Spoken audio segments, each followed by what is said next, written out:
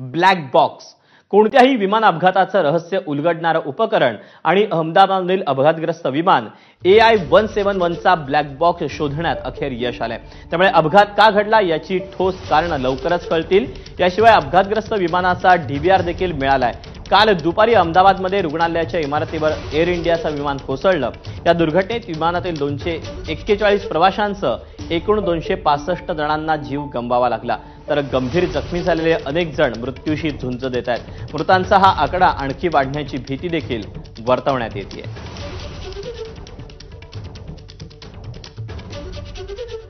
तेव्हा black box शोधण्यामध्ये यश आलेलं आहे, त्यामुळे आता महत्त्वाचा डेटा या सगळ्यातून आता समोर येईल अशी आशा आहे।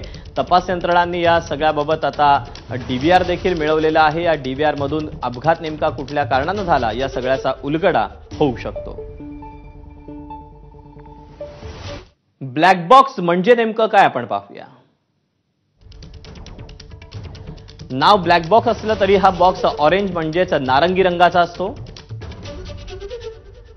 अपघातस्थळी दूरवरून दिसावा यासाठी त्याचा रंग ऑरेंज असतो। विमानाच्या मागील भागात असतो। दुर्घटनेच्या काळातही या भागाचं तुलनेने कमी नुकसान होतं।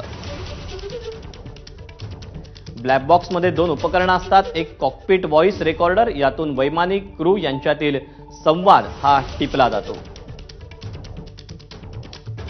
ट्रॅफिक कंट्रोलच्या सूचना, नेहमीचे रेडिओ ट्रान्समिशन आणि इंजिनचा आवाज कळतो।